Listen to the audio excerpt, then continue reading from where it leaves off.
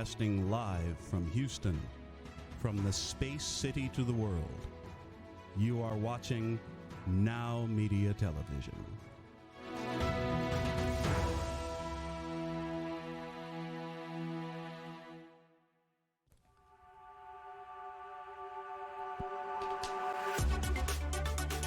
Welcome back to Biz Talk. We are now, at the end of the year. We have to do taxes really soon, and that's why we have our expert in taxes with taxes and good bookkeeping segment with Kristin Gunderson, and she is with us and giving us so much information today. So Kristin, thank you for joining us. What do you have for us?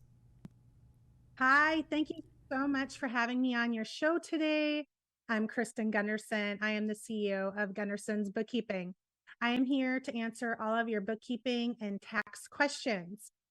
So the first question that we have is, how do you set up a payroll system to be able to pay your employees? I think a better question is that we need to get down first is the employee really an employee or is it an independent contractor? This can get you in a lot of trouble if you're paying someone as independent contractor and they're really an employee.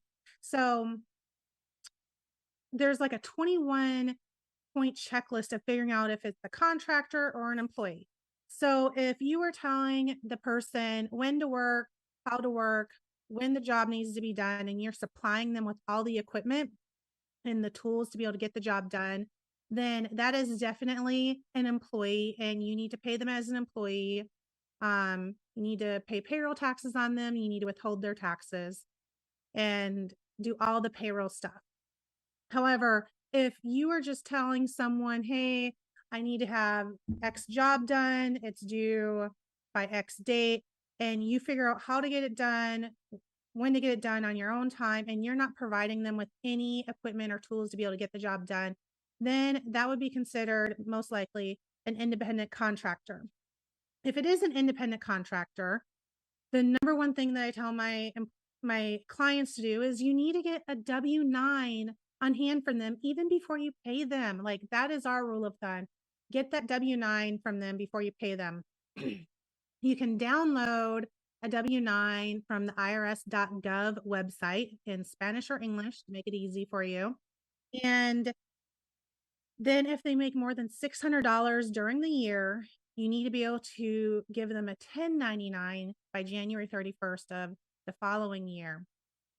Examples of people who would be independent contractors are your lawn people, people who come clean the office, maybe someone who's set up your logo, your website and doing advertising for you, your bookkeeper, and definitely people who you've hired who are providing services for you. Like those are all people who would be considered a W-9 person. Make sure they get that W-9 from them.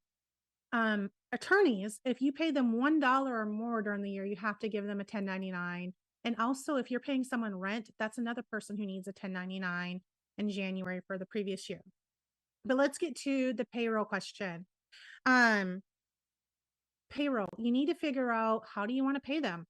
Do you want to pay them bi-weekly, like every other Friday? Do you want to pay them bi-monthly, which would be like the 1st and the 15th of the month? You want to pay them weekly? And then you need to figure out, when do you want the pay period to end?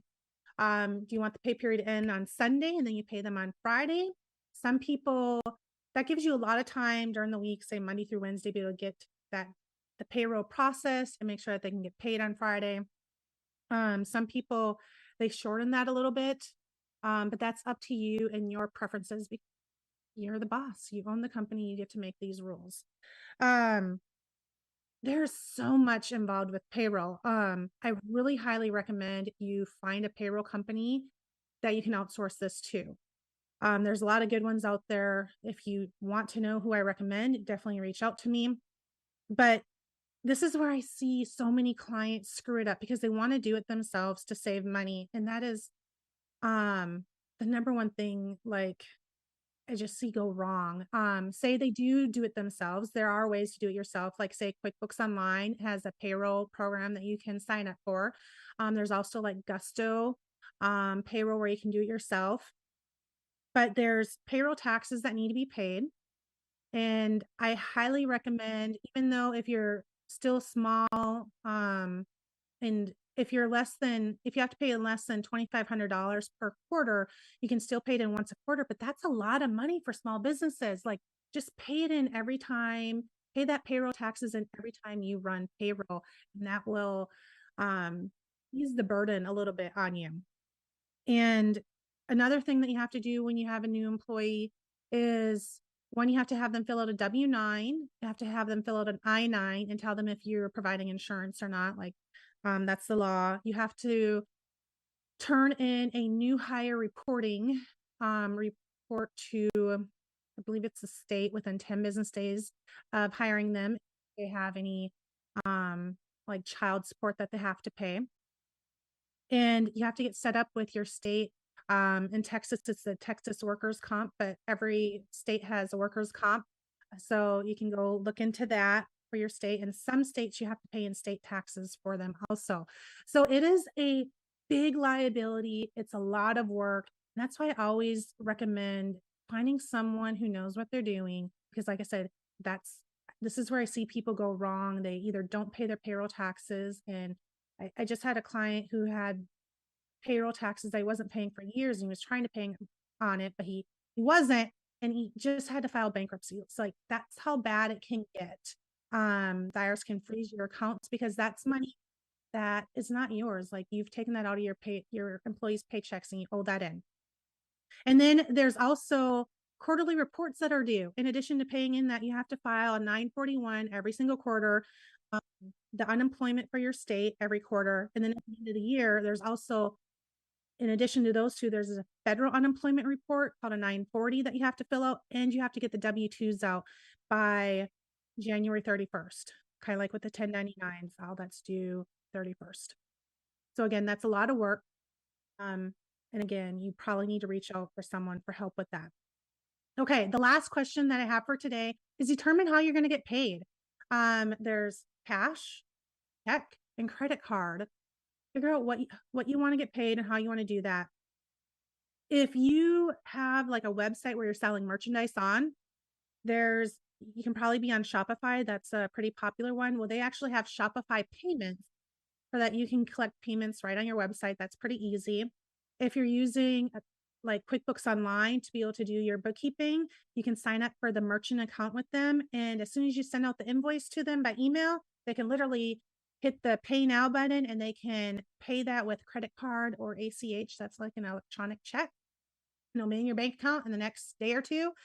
And then there's things like PayPal, Stripe, Square's pretty dang easy.